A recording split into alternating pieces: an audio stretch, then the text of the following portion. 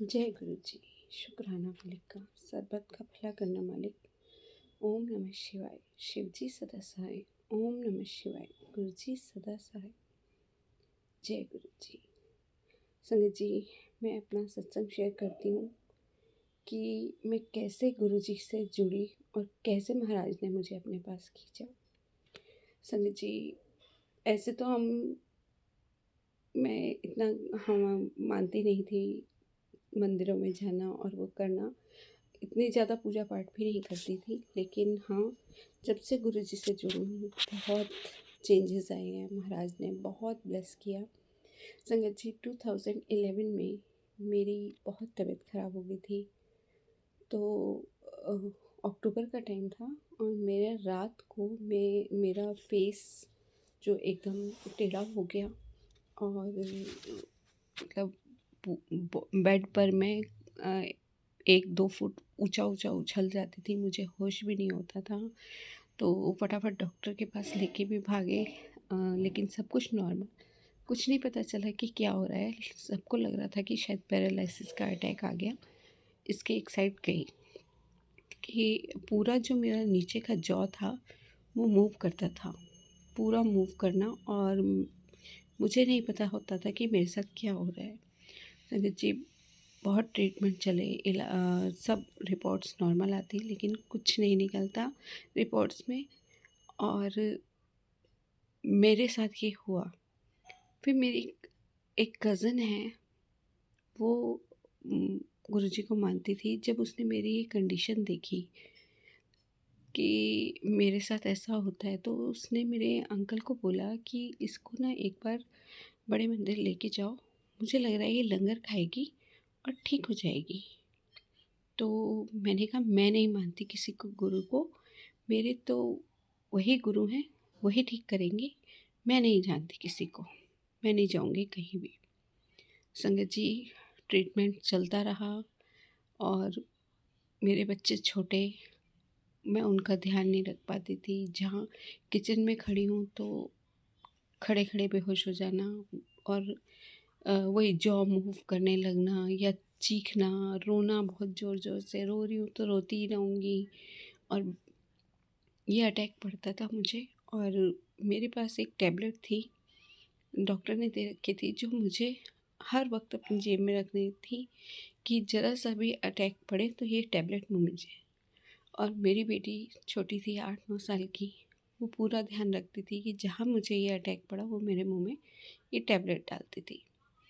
और संगत जी, मुझे बिल्कुल होश नहीं होता था कि मैं कहाँ हूँ। सब परेशान हो गए थे।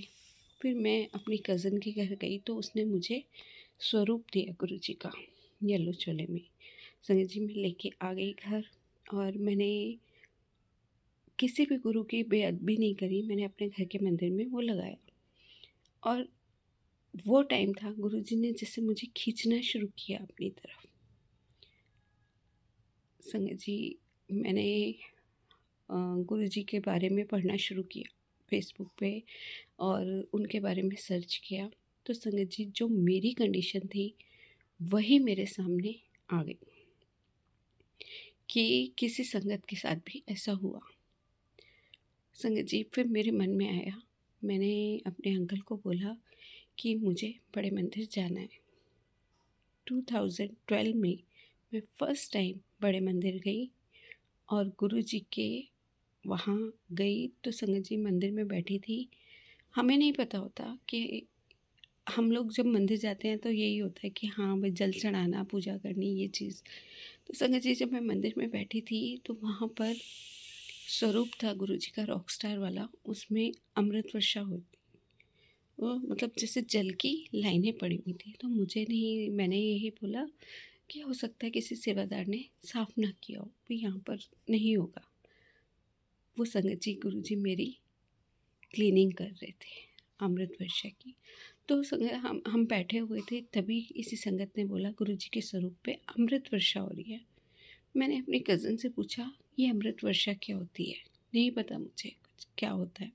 तो उसने बोला कि गुरुजी के स्वरूप पे जल आ रहा है, उसकी लाइन।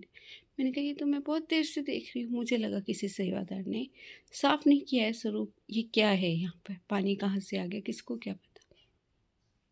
मैं नादान, मुझे कुछ नहीं पता था। वो गुरुजी ने मेरी क्लीनिंग करी, संगत जी घर आई। अब गुरुजी के जाने घर, वहाँ जाने के मंदिर बस हुड़क लगी रहती थी कि कब निकलूँ। संगत जी सेकंड टाइम गई, वहाँ से चाय प्रसाद लेके आई। मैंने अपनी मेडिसिन कम कर दी, जो मेरे को 4 टाइम लेनी होती थी मैंने 1 टाइम कर दी, और उस अटैक वाली टैबलेट की मुझे ज़रूरत नहीं पड़ी। फिर मैं गई वहाँ से, लंगर चाय प्रसाद और लंगर प्रसाद करके आई। मैंने दवाई बिल्कुल स्टॉप कर दी, बिना डॉक्टर से पूछे, और मैंने स्टॉप कर दी, और मैं सारी दवाइयाँ वहाँ फेंक आई। गुरुजी अब आप देखो कैसे करना है। संगत जी दवाइयाँ फेंक आई, कुछ नहीं पता। हस्बैंड 1 महीने बाद मुझसे बोलते हैं कि तू दवाई नहीं मंगा रही, तू दवाई नहीं खा रही। मैंने कहा मैंने तो कब की छोड़ दी। कह रहे कब? मैंने कहा बहुत टाइम हो गया। मैं तो कह रहे तेरे को दवाई की ज़रूरत नहीं पड़ी। मैंने कहा नहीं। ये था गुरुजी के लंगर प्रसाद से कैसे मुझे गुरुजी ने, मैं क्या थी और क्या हो गई। संगत जी 2012 में मैंने दवाई छोड़ी, और अब 2026 आ गया, मेरी कोई मेडिसिन नहीं है।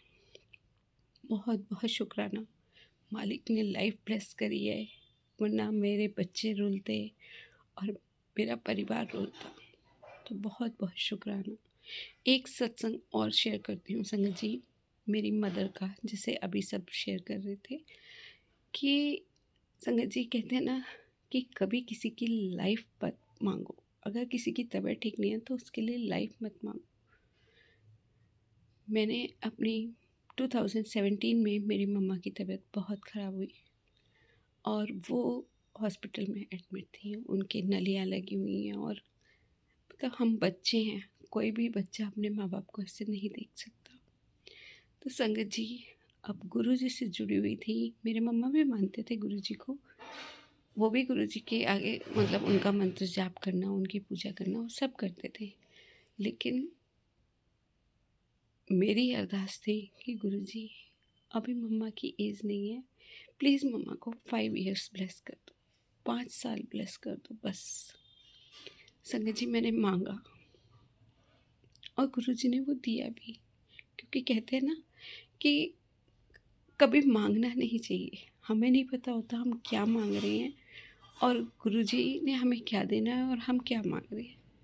संगत जी मैंने मांगी तो सही, मेरी मम्मा ठीक भी हो गई, लेकिन उसके बाद मेरी मम्मा ने जो झेला, संगत जी उनका डायलिसिस स्टार्ट हो गया। पहले 1 बार हफ्ते में 1 बार होता था, फिर 2 बार, फिर हर तीसरे दिन मम्मा डायलिसिस पे। कभी दिक्कत हो, मतलब उनके पूरा बदन छलनी था, कभी नस नहीं मिलती थी, कभी हाथ से, कभी पैर से, कभी गले से, पूरी बॉडी नीली पड़ी हुई थी। वो कितना झेला उन्होंने 5 साल, संगत जी मैं बता नहीं सकती। फिर संगत जी 2022 में, 17 के बाद 22 में मई में मदर्स डे था 8th का, और 9th को मम्मा मेरी गुरुजी के चरणों में चली गई। और सुबह ही मैं पूजा कर रही थी, तो मेरे को गुरुजी की जैसे अंदर से आवाज़ आती है ना, वो आई कि 5 साल पूरे। मैंने कहा गुरुजी अभी कहाँ, क्योंकि हम विश्वास नहीं करते कि गुरुजी की आवाज़ है, अपने मन का वहम मानते, लेकिन वो आवाज़ गुरुजी की थी कि 5 साल पूरे। संगत जी अंदर से खिंच पड़नी शुरू हुई, मम्मा के पास भागी, मम्मा की तबीयत ठीक नहीं थी। यही था कि चलो सुबह डायलिसिस के लिए जाएंगी। वैसे ब्रदर के पास रहती थी, अभी सैटरडे में ही आई थी, और मैंने कहा चलो डायलिसिस कराना है। मेरे को कहती है मेरा बैग पैक कर दे। संगत जी मैं मम्मा का बैग पैक कर रही हूँ, और मंत्र जाप लगाया शाम को 7 बजे, जो मुश्किल से 5 मिनट हुए होंगे, और मेरी मम्मा उठी, मेरे पापा आए हैं, और उनको देखा मम्मा ने और कह रही मैं वॉशरूम जा रही हूँ, उठ के बैठी और गिर गई और वो गुरुजी के चरणों में लीन हो गई। इसीलिए संत जी कहते हैं कभी किसी के लिए लाइफ मत मांगो, गुरुजी पर छोड़ दो, जो बेस्ट होगा गुरुजी वो करेंगे। वो दिन था मम्मा का कि मदर्स डे के नेक्स्ट डे ही में मम्मा गुरुजी के पास चली गई। महाराज ने उनके कष्टों से उनको मुक्ति दी, शुक्राना है उसका। लेकिन जो मम्मा ने झेला, जो मैंने मांगा, महाराज ने मेरी तो सुन ली, लेकिन उन्होंने जो कष्ट झेला उसके लिए मैं माफ़ी मांगती हूँ कि मेरी वजह से मम्मा ने इतना झेला। जय गुरु जी। शुक्राना, भूल चूक की माफ़ी। जय गुरु जी।